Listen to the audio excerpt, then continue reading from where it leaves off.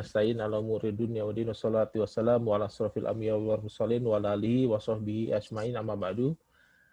Bapak-bapak, saya Randi Bagasuda diminta oleh Ustadz Masrur sebagai host pada hari ini. Saya minta izin untuk selama kegiatan berlangsung, saya akan men-spotlight Ustadz Masrur saja, dan saya akan izin memute Bapak Ibu sekalian, karena ini rekaman ini nanti akan kita upload di YouTube, di PBB Channel Official, sehingga nanti dakwahnya nggak berakhir di Zoom ini aja, tapi nanti bisa dinikmati oleh teman-teman yang nggak bisa hadir pada hari ini. Jadi untuk memperlancar kegiatan perekaman pada saat ceramah dari Ustadz Masrur, saya mohon izin saya akan mute dan Ustadz Masrur akan saya highlight supaya bagus ketika kita melakukan perekaman video. Nah, begitu. Jadi ini gambarnya Ustadz Masrur muncul terus. Baik, langsung saja Bapak Ibu sekalian, kita nanti kalau ada yang ingin bertanya, ada sesinya lagi, nanti pada saat akan sesi pertanyaan akan saya buka lagi, mute-nya akan saya hidupkan lagi supaya Bapak Ibu bisa memberikan pertanyaan secara langsung kepada Ustadz Masrur. Dan kita persilakan langsung kepada Ustadz Masrur untuk memberikan tausiah pada sore hari ini. Pada Ustadz. Assalamualaikum warahmatullahi wabarakatuh. Bismillah, alhamdulillah, wassalatu wassalamu ala Rasulillah wa ala alihi wa sahbihi wa wala. La haula wa la quwata illa billah, amma ba'd. Yang pertama, mari kita sama-sama panjatkan syukur kehadirat Allah. Alhamdulillah pada sore ini kita bisa ketemu dalam suasana atau dalam keadaan atau menggunakan online. Biasanya kita pengajian offline, temu muka di Jakarta, tapi karena sekarang Jakarta sedang diberlakukan PSBB transisi untuk yang kedua kalinya, maka pengajian lainnya kita coba menggunakan Zoom seperti yang kita laksanakan sore hari ini. Dan alhamdulillah karena memang teknologinya sudah seperti itu, alhamdulillah kita sudah banyak yang tidak gaptek lagi. Paling tidak bisalah menggunakan untuk bisa ikut serta dalam kegiatan seperti ini. Yang kedua, salat dan salam kita aturkan kepada Nabi kita Muhammad SAW, kepada keluarganya, para sahabat, juga kepada para pengikutnya. Terima kasih kepada Mas Randi. Mas Randi ini termasuk generasi milenial yang sangat aktif, kreatif, apalagi itu, pakai tip-tip itu kan, ya kan. Jadi, tapi kalau memang kalau anak muda kalau nggak kreatif, nggak aktif ya namanya bukan anak muda gitu. Tapi alhamdulillah Mas Radi cukup aktif, cukup kreatif. Pada sore hari ini materi yang akan saya sampaikan adalah sesuai dengan judul yang kita kirim, doa pasti terkabul. Tapi dengan catatan ada ketentuan dan syarat yang berlaku. Kita tahulah bahwa yang namanya manusia itu, siapapun dia, pasti suatu ketika butuh doa. Sampai pun seorang Fir'aun yang pernah mengaku dirinya sebagai Tuhan, dia mengatakan, Ana Rabbukumul A'la. Aku adalah Tuhanmu yang tinggi, yang maha tinggi. Tetapi pada saat dia sudah tidak punya kemampuan apa-apa ketika mau tenggelam di Laut Merah, maka dia terpaksa harus berdoa. Mengakui bahwa dia bukan Tuhan. Itu suatu pertanda bahwa doa adalah pasti akan digunakan oleh setiap orang. Dalam keadaan apapun. Nah, oleh karena itu, yang tadi kita jadikan judul, doa pasti terkabul harus menjadi sebuah keyakinan. Jadi kalau doa pasti terkabul. Di dalam surat Ghafir atau surat Muhammad, Allah berfirman, A'udzubillahi minasyaitonirrajim. Ud'uni astajib lakum. Berdoalah kalian kepadaku, pasti aku kabulkan. Ada kata-kata pasti aku kabulkan. Artinya apa? Semua orang yang berdoa pasti dikabul, asal memenuhi syarat dan ketentuan-ketentuan yang ditentukan oleh Allah di dalam Quran. Oleh karena itu, keyakinan seperti inilah yang harus kita tumbuhkan dalam hati kita, sehingga ketika kita berdoa tidak ragu. Kadang-kadang kan kita kalau mau berdoa itu, atau kalau berdoa itu suka pakai koma. Dia mengatakan, saya sih percaya doanya terkabul. Tapi, kata tapi itu yang membuat kemudian gagal doa itu. Kata tapi itu tidak boleh. Kalau sudah mengatakan pasti terkabul, titik. Jangan pakai ditambah tapi. Nah ini. Yang seperti itu yang harus kita hindari. Tapi sudah barang tentu, tadi saya katakan, walaupun kita punya keyakinan, tetapi ada syarat yang harus kita miliki. Seperti yang tercantum di dalam surat Al-Baqarah 186. Allah berfirman, wa idza sa'alaka ibadi anni fa inni qarib ujibu da'wata da'i idza da'an falyastajibu li wal yu'minu bi la'allahum yarsudun. Yang artinya, dan andai kata ada orang bertanya kepadamu, hai Muhammad, tentang aku, jawablah aku ini dekat. Oleh karena itu berdoalah kepadaku. Tapi syarat doa itu ada dua. Yang pertama, fal yastajibuli, mematuhi aturan Allah. Ketentuan Allah yang ada dalam Quran itu dipatuhi. Kemudian yang kedua, wal yu'minu bi, yakin bahwa doanya pasti terkabul. Jadi minimal dua itu. Patuh kepada aturan Allah, yang kedua yakin dengan janji Allah. Ini mutlak. Apa yang namanya ketentuan Allah itu? Ketentuan Allah ya sudah barang tentu meliputi berbagai hal, termasuk juga tentang cara. Tentang cara. Atau suka saya menyebut dengan istilah duit. Nah, duit itu bukan uang ya, duit tapi kepanjangan dari D-nya itu singkatan dari doa, U-nya usaha, I-nya ikhlas, T-nya tawakal. Jadi duit itu artinya doa, usaha, ikhlas, tawakal. Jadi doa itu harus dibarengi dengan usaha. Kalau dalam bahasa Latin kan sering kita dengar ora et labora. Harus dibarengi dengan ikhtiar yang maksimal, usaha maksimal. Seperti sekarang lah contoh. Kita banyak berdoa supaya tidak kena COVID-19. Tetapi lahiriahnya tetap kita harus ikhtiar. Agar supaya kita terhindar. Ada ikhtiar yang namanya protokol COVID kita harus terapkan di dalam diri kita. Pakai masker, kecuali kalau lagi ngomong seperti ini tidak perlu pakai masker ya. Tapi kalau lagi, apalagi sekarang online ya, nggak ada masalah insya Allah. Tapi kalau udah berdampingan dengan orang lain, kita pakai masker. Itu salah satu bentuk usaha yang harus kita lakukan agar doa kita ini dikabul. Yang ketiga, ikhlas. Jadi ketika kita berdoa itu betul-betul ikhlas. Hanya karena Allah. Bukan karena yang lain. Makanya di dalam Al-Baqarah 186 tadi dikatakan, idza da'ani, apabila dia berdoa kepadaku. Bukan doa kepada yang lain.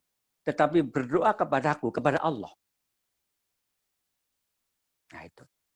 Kemudian yang T artinya adalah tawakal.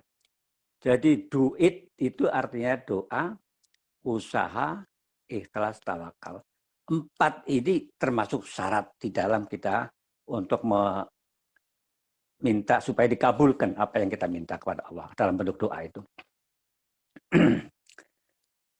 Di dalam surat Al-A'raf umpamanya Allah berfirman tentang cara atau tentang kaifiah berdoa. Dikatakan ud'u rabbakum tadarruan wa khufyatan. Berdoalah kepada Rabbmu, kepada Allah. Tadarru, dengan tadarru itu artinya dengan lemah lembut. Lemah lembut. Lemah lembut itu kayak apa sih? Ya pakai bahasa-bahasa yang bagus. Walaupun tidak harus pakai bahasa Arab. Pakai bahasa apapun, bahasa Jawa, bahasa mana saja boleh lah ya. Ya, yang nggak boleh pakai bahasa Betawi. Pakai bahasa Betawi kagak boleh. Karena apa? Umpamanya kita berdoa kepada Allah, ya Allah, gue lagi nggak punya duit, ya Allah, tolong kirimin dong. Itu kan, nah, itu kan pakai bahasa Betawi kurang sopan, gitu kan. Jadi selain bahasa yang seperti itu, ya boleh, ya kan. Yang penting memenuhi tadoruan tadi. Ada lemah lembutnya, lemah lembut. Tidak harus nunduk-nunduk, tidak, ya. Tapi lemah lembut itu menyangkut persoalan bahasa. Kemudian yang kedua, wahufiatan. Ada rasa khawatir kalau doanya ditolak. Ada rasa takut kalau doanya ditolak. Nah, oleh karena itu, karena kita ada rasa takut, ada rasa khawatir kalau doa ditolak, maka kita berhati-hati betul. Jangan sampai ketentuan tadi yang disebutkan di depan, ketentuan dan atau syarat dan ketentuan berlaku tidak terjadi di dalam kita berdoa.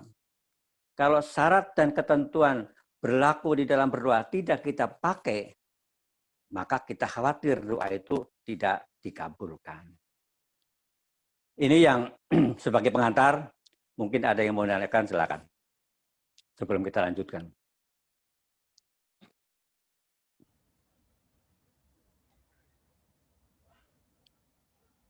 Baik, silakan Bapak Ibu yang ingin bertanya. Saya ucapkan selamat datang Ketua DPC Kota Bekasi, Pak Joko Utomo sudah hadir, Pak Taufik Rahman sudah hadir. Selamat bergabung. Belum ada pertanyaan nampaknya, Ustaz. Oke. Belum ada ya? Belum. Ya kelihatannya ada yang mau nanya itu. Pak Arianto. Oh, enggak, dari Tapi tadi. harus. Belum. Itu belum dihidupin. Enggak, beliau memang dari tadi. Pak Arianto suaranya belum. Oh gitu, belum. Belum. Oke, kalau begitu kita lanjutin aja. Iya. Jadi syarat dan ketentuan berlaku berkaitan dengan doa supaya dikabul itu adalah merupakan hal yang mutlak. Dan ditambah satu lagi yang tidak kalah pentingnya adalah kita tidak pernah atau jangan sampai kita ini yang menentukan. Katakan ya Allah, 2 hari lagi ya Allah, 3 hari lagi ya Allah, atau jumlah sekian ya Allah. Jadi kita minta pada Allah menentukan waktunya, menentukan jumlah yang kita minta, atau bentuk yang kita minta. Itu bisa saja. Tetapi jangan kemudian kita beranggapan bahwa Allah pasti mengabulkan sesuai dengan waktu yang kita tetapkan. Tidak. Ya. Yang punya hak prerogatif menentukan kapan itu dikabul Allah. Tetapi pasti dikabul. Persoalan kapan itu adalah persoalan Allah. Kita hanya minta. Yang kedua tentang jumlah. Atau katakan kalau dalam bentuk materi jumlah. Itu juga kita tidak bisa menentukan, ya Allah berikan 1 miliar atau sekian. Itu kita tidak bisa mengatakan pasti seperti itu. Bisa saja Allah memberikan lebih, bisa saja Allah memberikan kurang dari itu. Karena Allah lebih tahu terhadap apa yang kita butuhkan. Oleh karena itu, kita tidak pernah atau jangan sampai meminta kepada Allah itu dalam berdoa itu menentukan. Dalam arti kita memastikan apa yang kita minta harus seperti itu, tidak. Ya. Tetapi yakinilah bahwa doa kita ini pasti akan terkabul. Ini yang menjadi catatan penting bagi kita, kesabaran. Nah, jadi kalau diambil kata sabar, disabar adalah sesuatu yang mutlak. Karena boleh jadi doa yang kita panjatkan hari ini dikabulkannya bisa juga hari ini, cash and carry. Bisa juga besok. Bisa juga lusa, bisa juga bulan depan, bisa juga tahun depan, dan seterusnya. Artinya sangat bergantung kepada Allah. Tetapi kita tidak boleh berhenti ketika kita minta kepada Allah itu, dalam berdoa itu, jangan berhenti. Nah, disitulah yang dikatakan sabar. Isbiru, sabarlah kalian. Wasobiru, jadilah orang sabar. Warobitu, jadilah orang yang lebih daripada kesabaran itu. Jadi robit itu artinya lebih daripada sabar. Tingkatannya lebih tinggi daripada sabar. Jadi kalau kita sudah bisa mengeterapkan di dalam kehidupan kita, di dalam berdoa itu, sampai kepada tingkatan sabar, terserah Allah kapan memberikannya, seberapa banyak Allah berikan, bentuknya seperti apa, terserah kepada Allah. Nah, kalau sudah begitu, insya Allah kita tidak akan yang namanya kecewa. Nah, jadi sekali lagi, kita jangan memaksa sekian atau waktunya kapan, itu jangan. Tapi serahkan kepada Allah. Kita boleh menentukan, sekali lagi, boleh menentukan, tetapi jangan kemudian itu kita jadikan sebagai patokan. Saya tanggal sekian mau ke luar negeri. Boleh kita menentukan, minta kepada Allah supaya tanggal itu Allah takdirkan bisa. Tetapi seandainya hari itu tidak jadi atau tidak bisa, kita tidak perlu kecewa. Karena apa? Allah punya niatan lain atau punya maksud lain terhadap kita. Mungkin ditunda beberapa hari kemudian. Tapi yang pasti Allah mengabulkan apa yang kita minta. Sebagai contoh begini, ada ilustrasi aja lah ya, ilustrasi. Ada seorang bujangan miskin. Bayangkan bujangan miskin. Berarti bujangan kan belum kawin. Dia itu pertama minta pekerjaan. Ya Allah, berikan pekerjaan.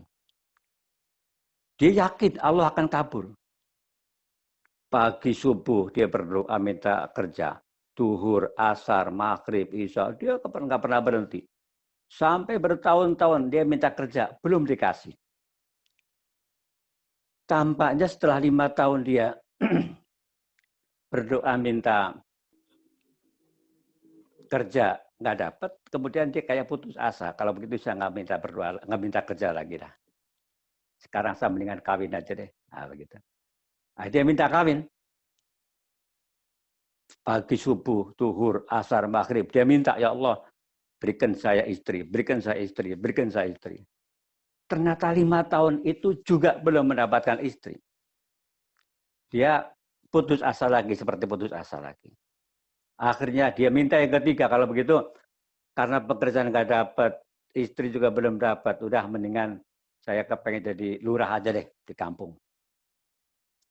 Nah, karena di kampung itu baru saja pembinaan lurah, berarti dia menunggu 5 tahun lagi untuk bisa menjadi lurah kalau mau daftar. Akhirnya dia berdoa minta jadi lurah, 5 tahun nggak jadi, karena memang belum waktunya pemilihan. Berarti sudah 15 tahun dia berdoa dengan 3 macam doa itu. 3-tiganya belum dikabul. Sekali lagi, belum dikabul. Maka barulah dia akhirnya minta yang keempat, kayak kapok dia. Kalau begitu ya Allah, saya minta mati aja deh. Karena kerja nggak dapat, kawin nggak dapat, jadi lurah juga nggak. Udah minta mati aja deh. 4-5 tahun dia berdoa. Pagi, siang, sore, malam berdoa minta mati. Nggak mati juga. Nggak mati juga. Akhirnya udah berhenti total, dia nggak berdoa. Nggak berdoa sama sekali. Udahlah, minta mati pun nggak dikasih, berarti udah nggak perlu lagi saya berdoa. Dia lupa, kesabaran itu ternyata kunci. Akhirnya dia berhenti. Nah, pada saat dia berhenti, kemudian dia sudah lupa kepada 4 macam doanya itu, Allah kabulkan yang pertama. Dapat kerja. Nah, begitu dapat kerja, nggak lama kemudian adalah perempuan yang kepengen deketin. Akhirnya nikah.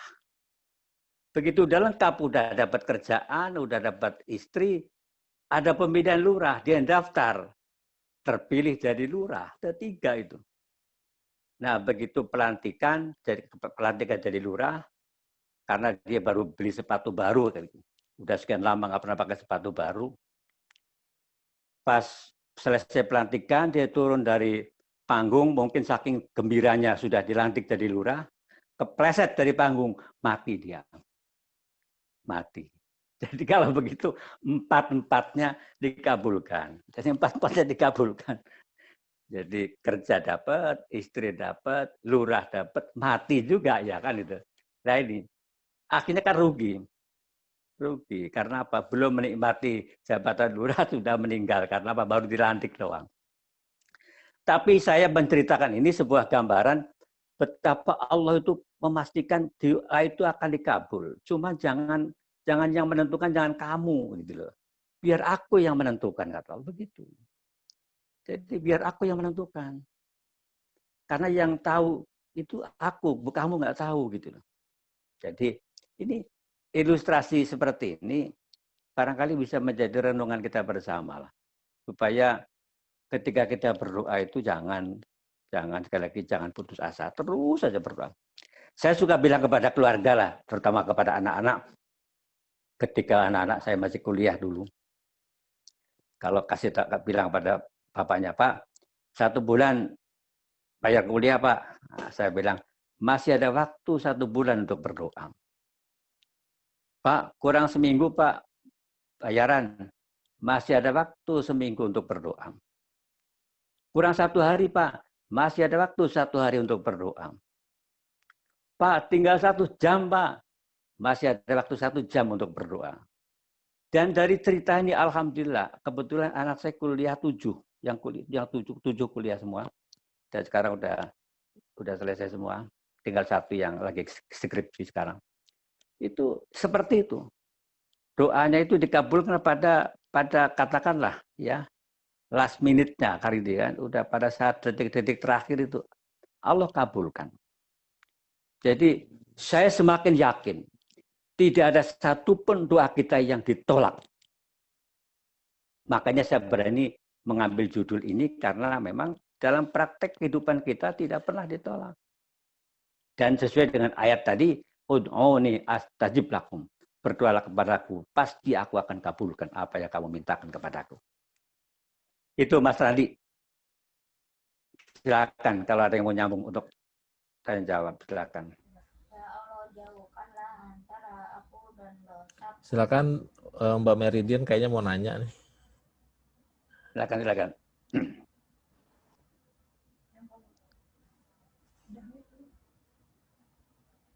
Silakan. Saya aja. Nggak kedengeran. Udah kedengeran. Ya, silakan. Kayaknya saya mau tanya kapan waktu yang paling baik untuk berdoa. Karena kan ada beberapa waktu yang baik untuk kita meminta sesuatu kepada Allah yang meminta berdoa. Nah, saya masih belum banyak tahu kapan waktu-waktu yang terbaik itu untuk kita berdoa. Itu aja Pak Yai. Baik. Disambung yang lain, barangkali biar sekalian jawabnya. Silakan, ada yang mau bertanya? Ustadz Zulfi. Pak Suryanto dulu, Pak. Pak Haryanto itu udah ngomong-ngomong itu.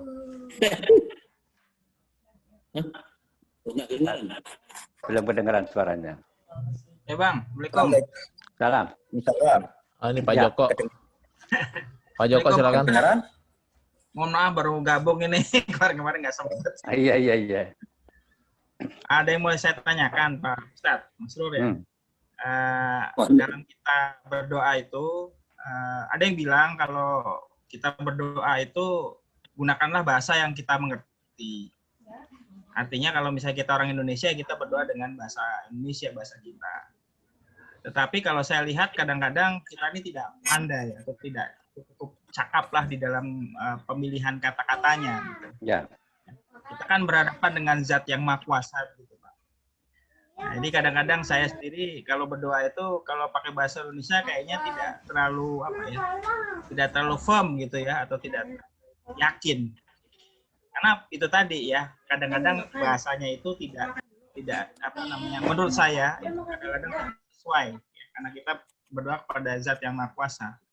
Nah, yang ingin saya tanyakan adalah betul nggak pendapat seperti itu? Jadi kalau saya lebih firm atau lebih condong untuk menggunakan bahasa Arab, Pak Ustadz. Karena bahasa Arab itu memang bahasa yang ya katakanlah kita berdoa sesuai dengan tujuan Rasulullah, tentunya Rasulullah sudah bisa sudah buat kalimatnya itu memang sesuai dengan apa yang ingin disampaikan kepada Allah gitu ya. Baik. Nah itu sebenarnya pendapat seperti itu benar apa enggak gitu. Jadi ya. Mana yang sebenarnya lebih baik gitu. Apakah kita berdoa dengan bahasa kita meskipun dengan resiko seperti itu tadi ya, tidak sesuai dengan tidak ramah ya. Gitu, atau kita dengan bahasa Arab gitu. Sebaiknya yang mana? Kadang bahasa Arab kan kita repotnya kita nggak ngerti gitu. Baik. Ya. Terima kasih, Mas. Assalamualaikum. Assalamualaikum warahmatullahi wabarakatuh. Cukup 2? Masih ada lagi? Boleh saya nanya satu? Ya. Ya. Kedengaran? Ya. Ya. Assalamualaikum warahmatullahi wabarakatuh. Assalamualaikum warahmatullahi wabarakatuh. Saya mau bertanya, Ustaz Masrur, kalau misalnya si orang yang berdoa itu dia ternyata tidak pernah sholat ya, juga imannya masih dangkal, tapi dia bermohon karena dengan dosa-dosanya itu dia berdoa. Tapi sholatnya tidak jelas gitu kan, kadang sholat, kadang enggak, bahkan kebanyakan tidak sholatnya. Gimana kira-kira apa diterima oleh Allah apa tidak, kira-kira begitu? Itu aja. Baik, 3 aja dulu ya. Ya Mas Randi ya. Saya jawab dari yang belakang dulu. Dari Pak Ustaz Zulfi. Jadi kalau kita doa itu ada dikabulkan itu ada 2 macam. Jadi dikabulkan ada 2 macam. Ada dikabul karena memang ridho Allah. Ada dikabul tapi bukan ridho Allah. Kalau yang dikabul karena ridho Allah yang memenuhi syarat ketentuan tadi. Tapi kalau yang dikabul tapi bukan ridho Allah, itu dalam bahasa kita namanya istidraj. Istidraj. Jadi boleh-boleh saja, boleh jadi orang itu dikabul tetapi Allah punya maksud lain. Sebab kata istidraj itu dalam bahasa kita ini diterjemahkan dengan kata-kata begini. Istidraj itu adalah cara Allah untuk menghancurkan orang atau menghancurkan kelompok orang, tetapi dengan cara diberikan sesuatu dulu, kenikmatan, habis itu baru dihancurkan. Nanti Pak Ustadz Zulfi bisa dibaca di dalam surat Al-An'am, ayat 44, 45, 46, kalau nggak keliru lah. Falamma nasu ma dzukiru bih, fatahna alaihi abwaaba kulli syai' hatta idza farihu bima utu akhadnahum baghtatan fa idza hum mublisun. Faquting adabil kamil ladina dzalamu walhamdulillahirabbil alamin. Jadi ketika orang itu sudah diingatkan untuk kembali ke jalan Allah, diingatkan untuk kembali ke jalan Allah, diingatkan untuk kembali ke jalan Allah, tetapi tetap nggak mau, tetap lengah, tetap bandel, maka oleh Allah dikatakan fatahna alaihim abwaaba kulli syai'. Justru Allah akan berikan kepada mereka kemudahan-kemudahan untuk mendapatkan yang apa dia mau. Butuh jabatan dikasih, butuh duit dikasih, butuh perempuan dikasih, butuh apa saja Allah kasih. Tetapi Allah memberikannya dalam rangka apa? Akhadnahum baghtah.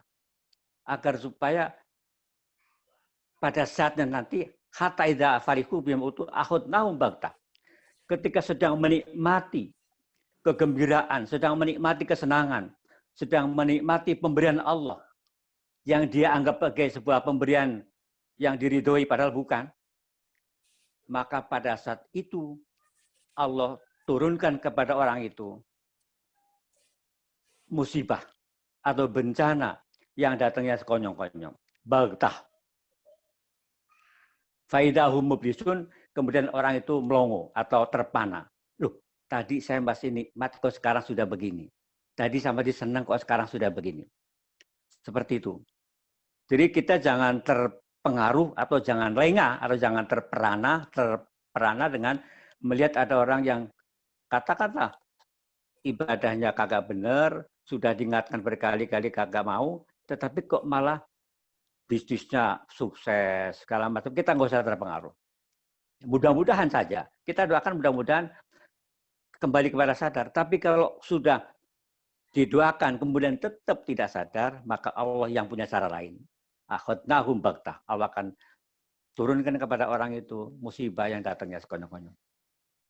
Ini yang Ustaz Zulfi. Kemudian untuk Mas Joko, kaitan dengan doa bahasa apa yang paling bagus, kita bisa baca surat Al-Fatihah. Kita belajar dari surat Al-Fatihah. Surat Al-Fatihah itu dibagi menjadi 3 garis besar. Yang pertama berupa pujian. Alhamdulillahirabbil alamin, Ar-Rahmanir-Rahim, Malik Yaumiddin. Itu pujian. Yang kedua berupa atau berisi tentang pernyataan atau statement, pengakuan. Iyyaka na'budu wa iyyaka nasta'in. Kemudian yang ketiga baru berbentuk permintaan. Ihdinas siratal mustaqim. Kita belajar dari situ. Jadi kalau kita sudah belajar dari situ, mau pakai bahasa manapun sebetulnya bagus. Bagus. Bahasa Indonesia, bahasa apa saja. Asal kriteria 3 itu. Pertama, puji dulu Allah. Setelah dipuji, kemudian kita bikin statement, pengakuan kepada Allah.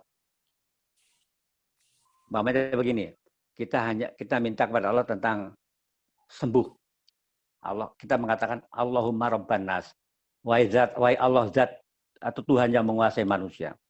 Muzhibal ba's. Engkaulah zat yang menyembuhkan penyakit. Ya kan? Itu kan pujian tetapi sekaligus pernyataan. Kemudian baru adhibil ba's. Sembuhkan penyakit. Begitu. Jadi 3 rangkaian ini barangkali bisa menjadikan contoh untuk kita bisa atau menyusun sebuah kalimat doa. Tapi kalau kita tetap susah, ambil yang paling bagus Quran. Di dalam Al-Quran itu doa-doa yang kita baca itu luar biasa. Bagaimana doanya Nabi Ibrahim, bagaimana doanya Nabi Musa, bagaimana doanya para nabi-nabi yang lain lah.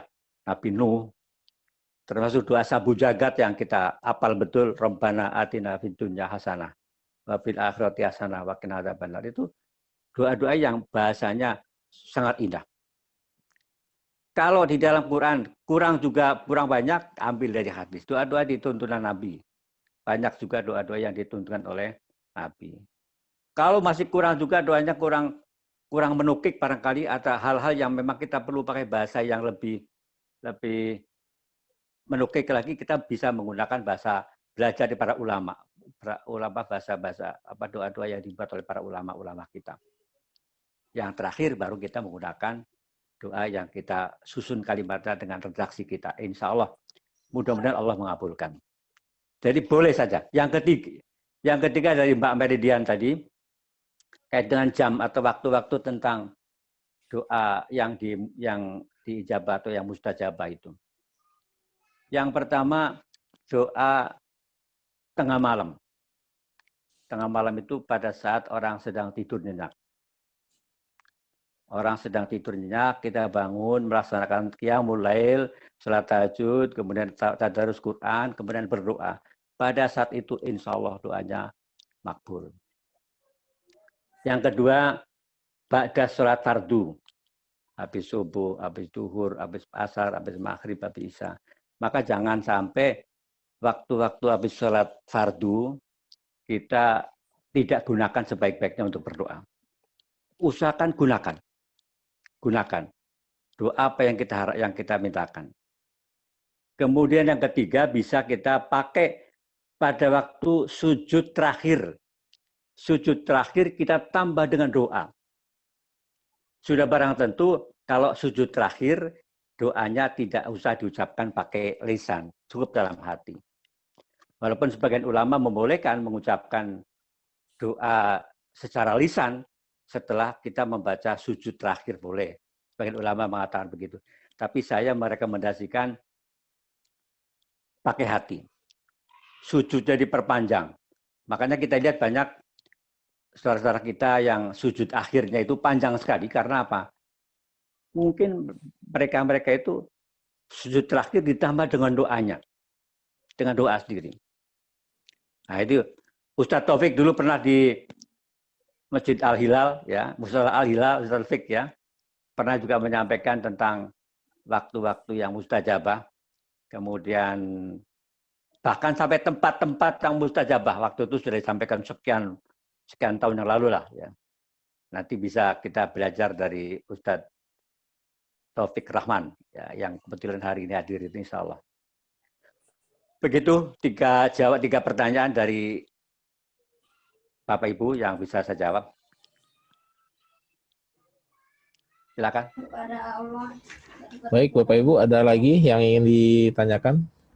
Selamat datang pada Mas Bayu dari, ini akhirnya ada anak muda juga nih, Ustadz yang gabung.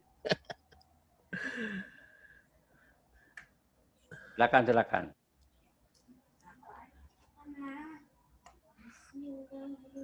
Ada?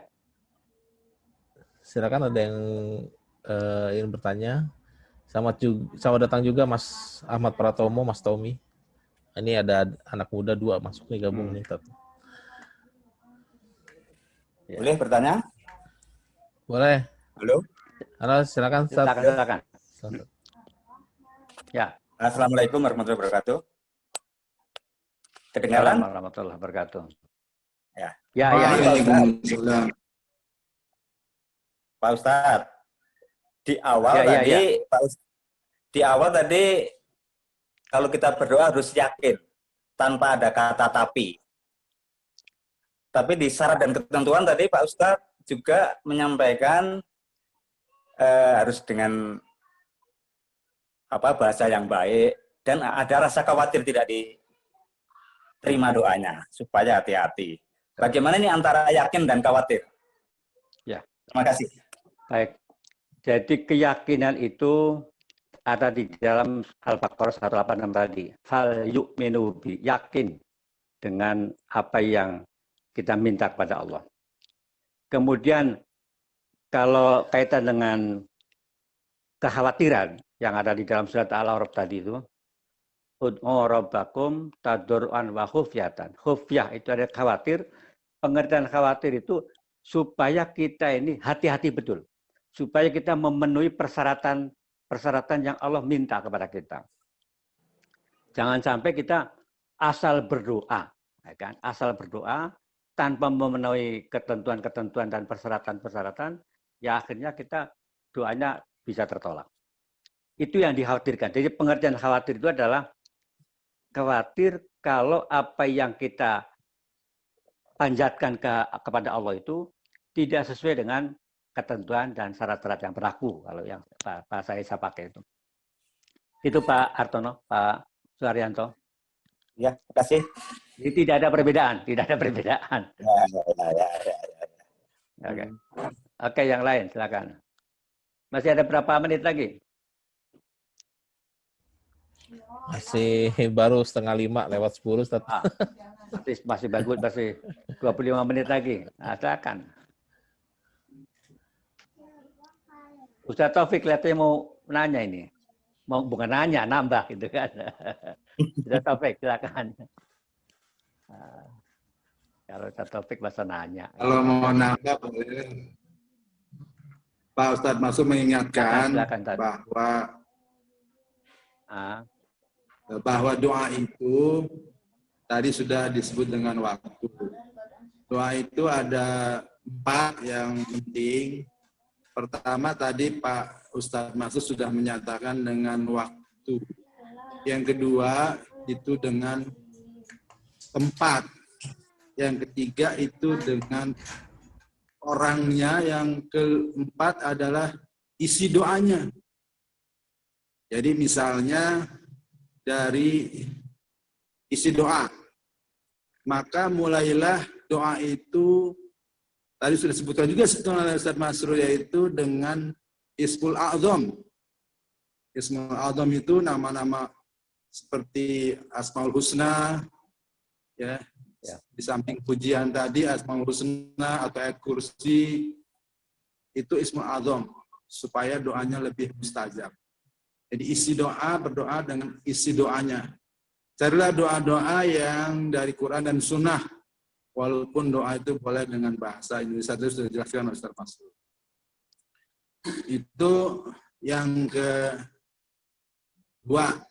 Dan yang ketiga dari sisi tempat. Tempat terbaik ya di depan Multazam, pergi ke Mekah, ya kan? Kalau di sini di masjid, di rumah, itu tempat.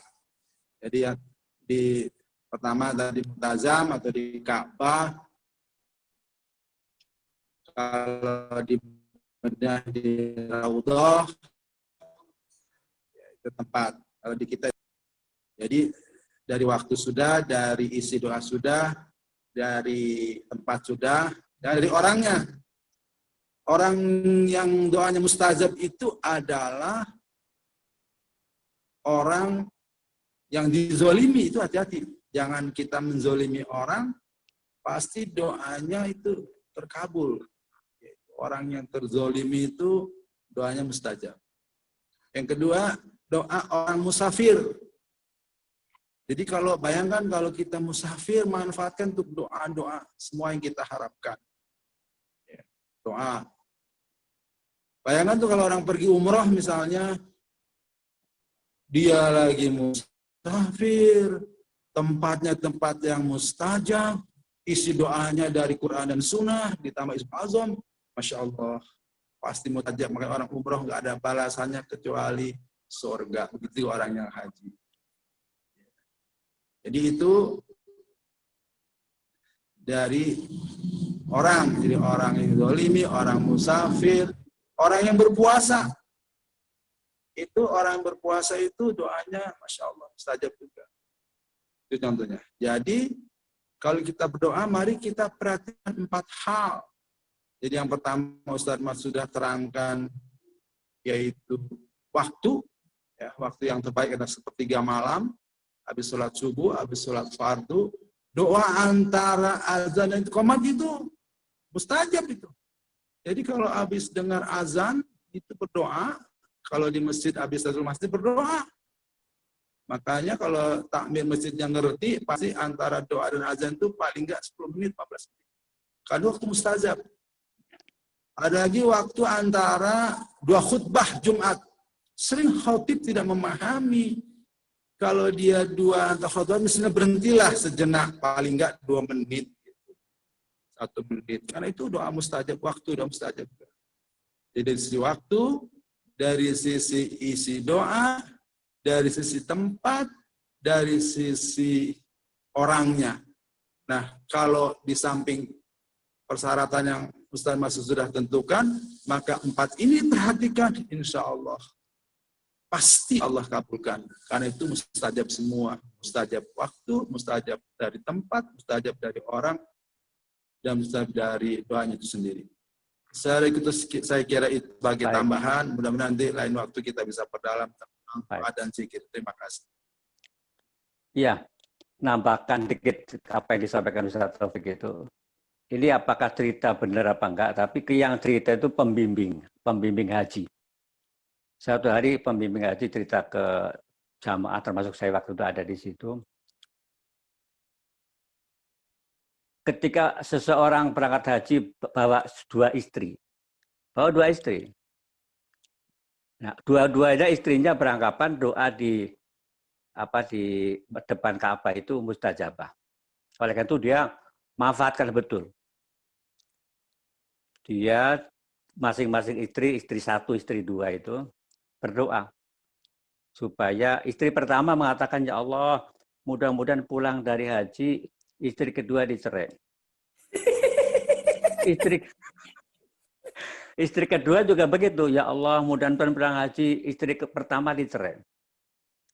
Walhasil begitu pulang haji, apa yang dimintakan oleh kedua istrinya dikabulil Allah. Dua-duanya dicerai sama suaminya. Nah, itu kan. Akhirnya kan dua-duanya rugi. Istri pertama rugi, istri kedua rugi. Karena apa? Karena keliru di dalam menggunakan momen, tempat yang mustajabah, tetapi dipakai untuk kepentingan-kepentingan seperti itu. Ini cerita dari seorang pembimbing haji ketika beberapa kali dia membimbing haji. Yang kaitan dengan doa orang-orang yang terzolimi, itu memang harus hati-hati. Cuman yang jadi masalah sekarang ini, siapa sebetulnya yang terzolimi? Kadang-kadang kan saya merasa terzolimi, tapi orang lain merasakan terzolimi oleh saya, kan gitu. Jadi mana yang diterzolimi? Nah, oleh karena itu kita hati-hati juga untuk mengklaim dirinya dizolimi, atau mengklaim orang lain mendolimi saya.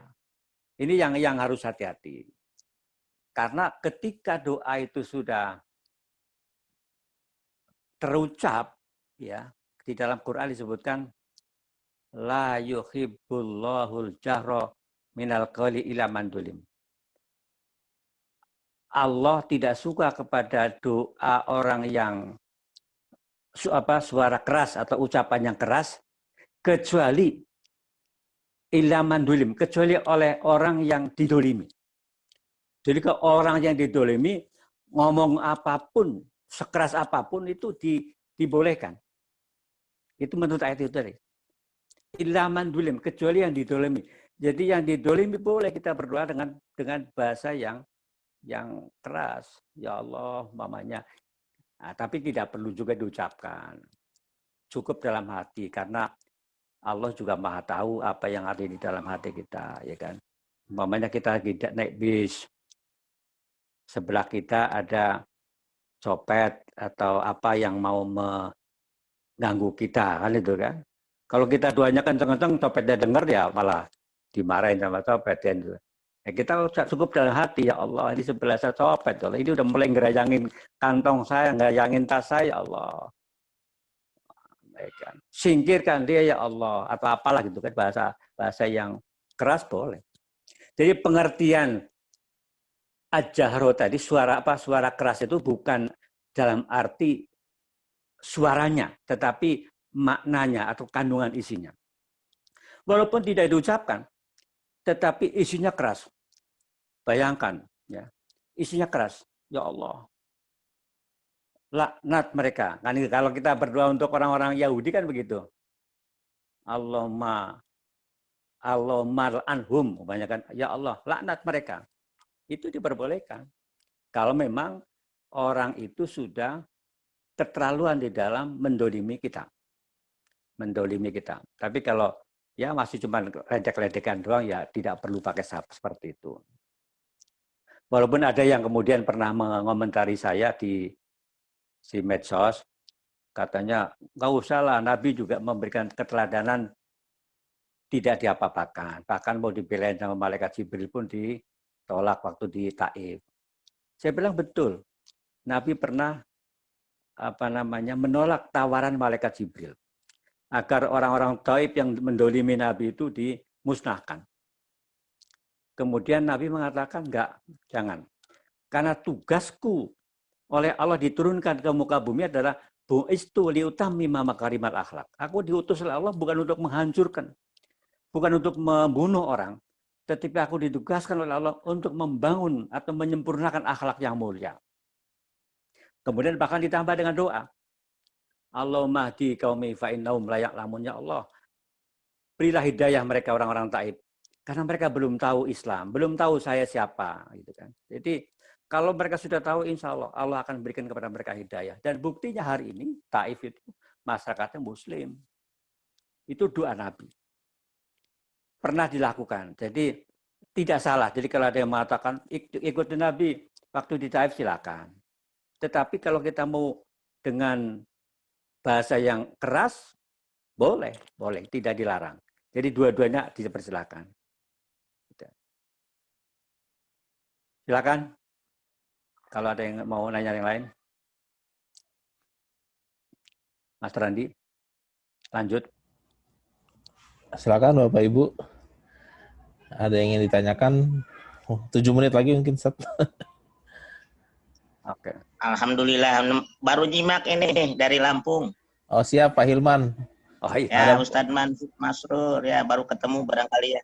Ya, baik. Kalau dengan yang lain-lain, insya Allah Pak. Iya. Alhamdulillah baru menyimak, mudah-mudahan ini Iya. Ustadz Petua ini bisa sampai di semua DPC ya, begitu. Nah barangkali kebetulan saya ya di Lampung ini ada kasus yang seperti itu, dan alhamdulillah kita ini sementara ini, waduh, pas pada saat itu ya ini dengan ulama ini ya, kebetulan Ustadz ini, jadi mohon barangkali info-info yang dari pusat sehingga sampainya di daerah itu udah lain.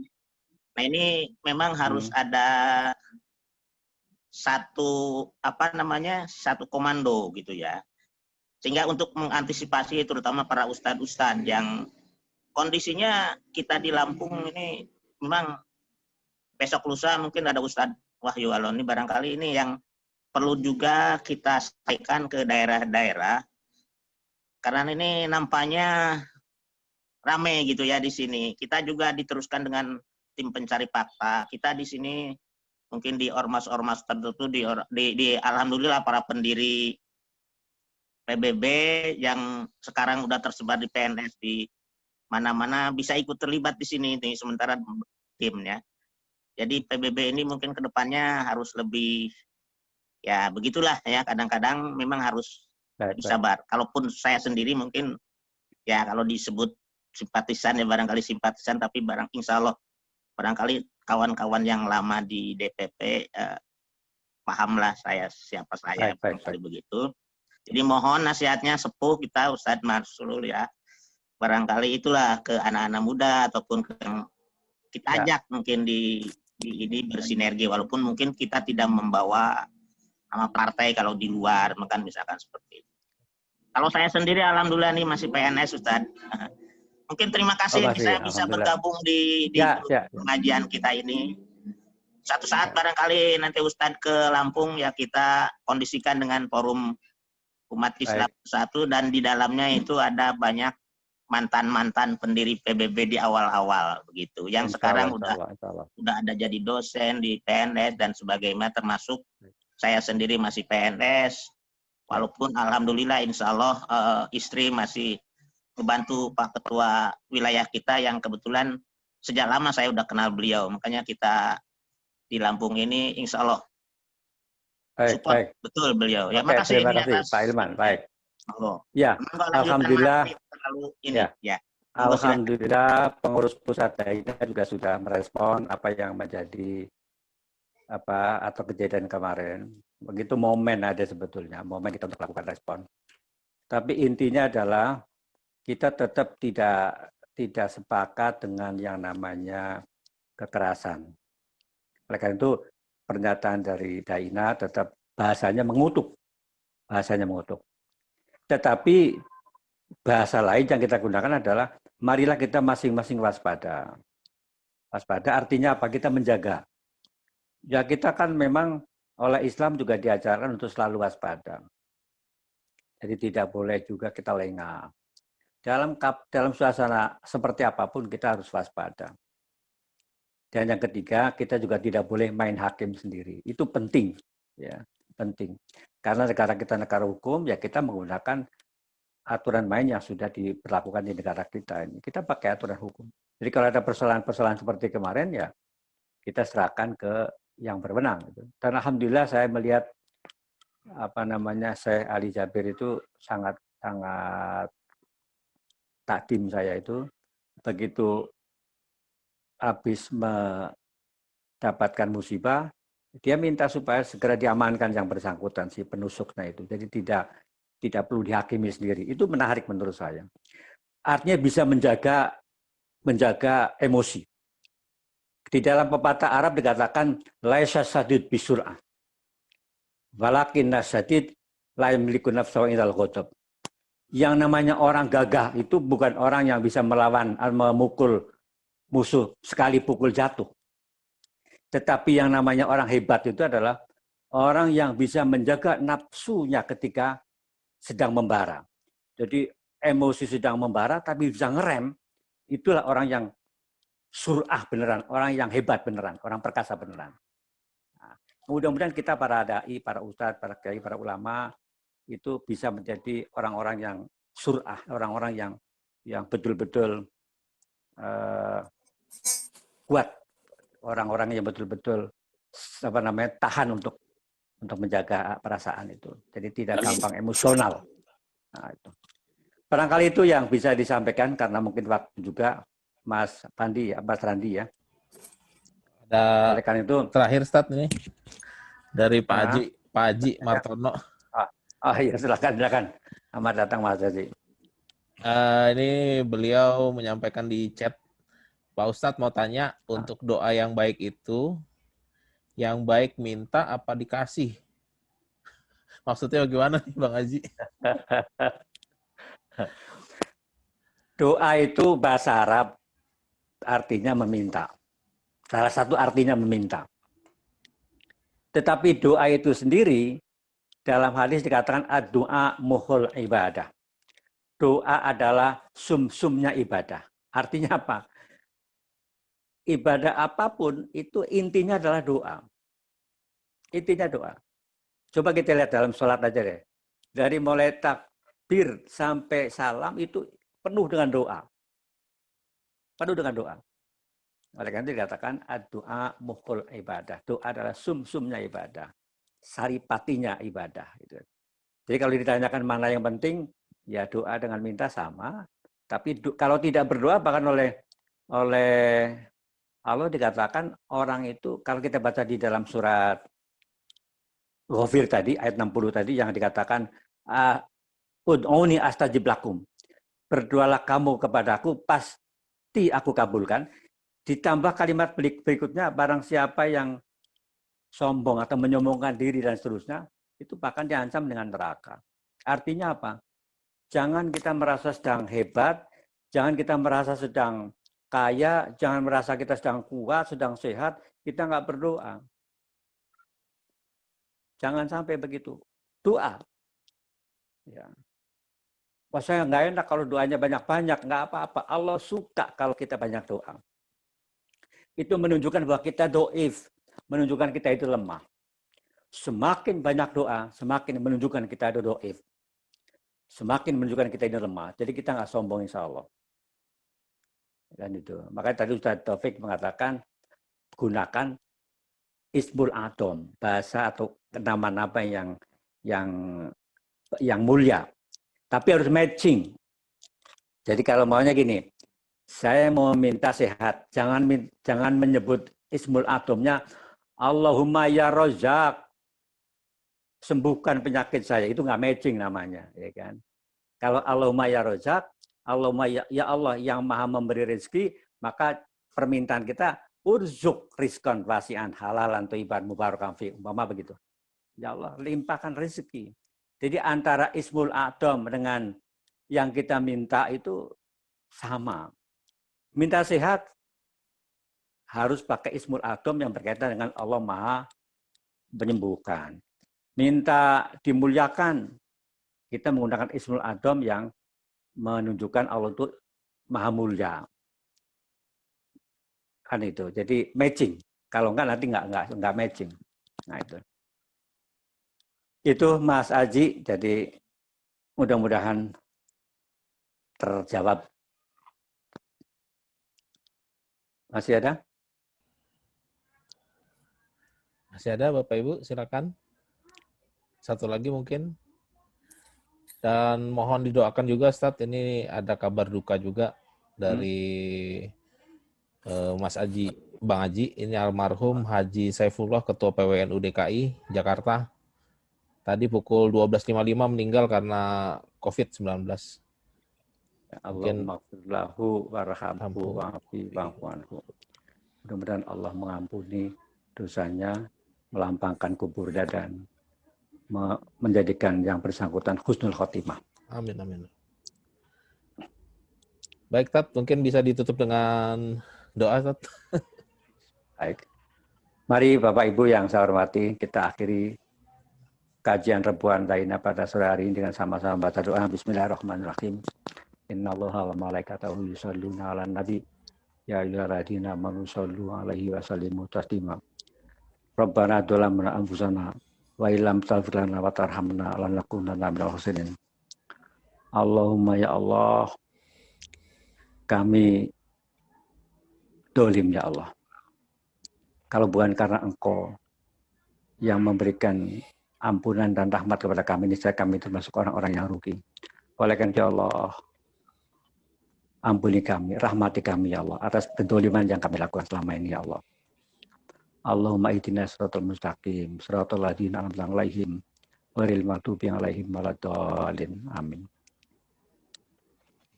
Demikian apa yang bisa disampaikan pada pengajian pada sore hari ini. Untuk yang ke-681 ternyata hari ini. 681. Luar biasa ya. Cuma yang online-nya baru sekali ini, yang selebihnya offline.